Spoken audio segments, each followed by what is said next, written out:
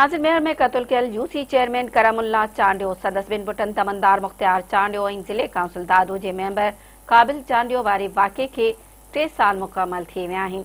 उन हवाले सां ॾिसूं था सज्जाद चांडियो जी हीअ रिपोर्ट। 17 जनवरी वारे ॾिहाड़े ते मेयर जे फरीदाबाद रोड ते वाक़िआ तुमंदार हाउस ते उन वक़्तु क़यामत बर्पा थी पई हुई, जंहिं वक़्तु राति जे रहज़रनि दहशत ऐं वहशत जो मुज़ाहिरो करे सिंध जे लिखियल पढ़ियल पुरमुन ख़ानदान मथां जदीद हथियारनि जा मुंहं खोले छॾिया हुआ।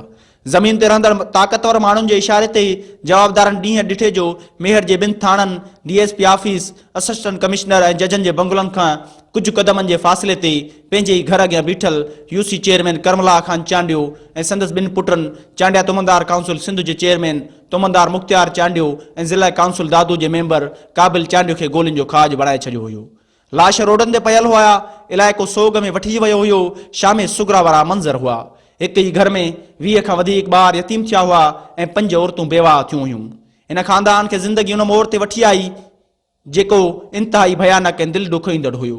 वाक़े जो केस पीपी जे एमपीए सरदार खान चांडियो ऐं संदसि भाउ एमपीए नवाबज़ादा बुरहान खान चांडियो, मुख्य जवाबदार मुर्तज़ा चांडियो, सिकंदर चांडियो, अलीगौर चांडियो, ज़ुल्फ़कार चांडियो मथां दाख़िल कयो वियो हुयो।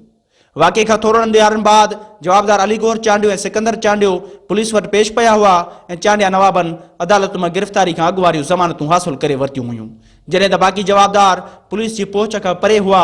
शहीदनि जे वारिस न्याणी उमेर रुबाब चांडियो पंहिंजनि प्यारनि जे कातिलनि खे केतिरे किरदार ताईं पहुचाइण लाइ रोडनि ते निकिरी आई ऐं उन वक़्त जे चीफ जस्टिस साकिब निसार जी गाॾी अॻियां अची एहतिजाज कयो ऐं उन खां पोइ सॼी सिंध मज़लूम न्याणी उमेर रुबाब चांडियो सां बीही रही फरियादी धुर सुप्रीम कोर्ट जो दर खड़कायो त 2.5 सालनि खां पोइ रूपोश जवाबदार ज़ुल्फ़कार चांडियो खे पेश कयो वियो।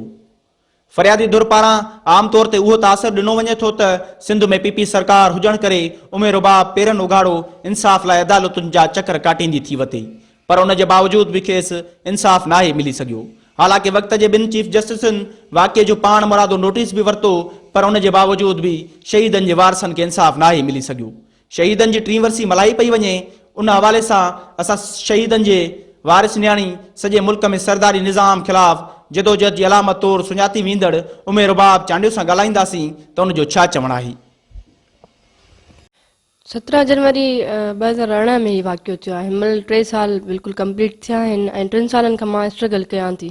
इंसाफ़ न मिलियो आहे, उनजी वजह वाज़े थी चुकी आहे, सभिनि खे ख़बर आहे। हिकु त अनफॉर्चुनेटली असांजो जेको जुडिशल सिस्टम आहे तमामु स्लो आहे ऐं उन खां अलावा उन में जेके रुकावटूं पैदा कयूं थी वञनि उहे रुकावटूं सभिनि खे ख़बर आहे। जेके कातिल आहिनि पाकिस्तान पीपल्स पार्टी जा 2 सिटिंग एमपीएज़ आहिनि, उन्हनि खे पूरी क़यादत पूरी पाकिस्तान पीपल्स पार्टी जेका जमहूरियत जी दावेदार आहे उहा पार्टी हिननि जी सरपरस्ती पई थी करे।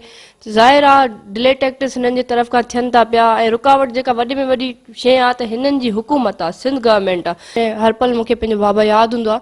बाक़ी हीअ जेका मां जदोजहद कयां थी बीइंग अ मुस्लिम, मुंहिंजो अल्लाह जी ज़ात ते यकीन आहे ऐं पंहिंजो पाण ते यकीन आहे त इंशाअल्लाह मां जेको आहे आख़िरी दम ताईं विढ़ंदमि, हिमत न हारींदमि। असांजे घर में हेतिरो वॾो ज़ुल्म थियो आहे, असां पीपल्स पार्टी सां ख़ुदि तालुक़ु रखूं पिया।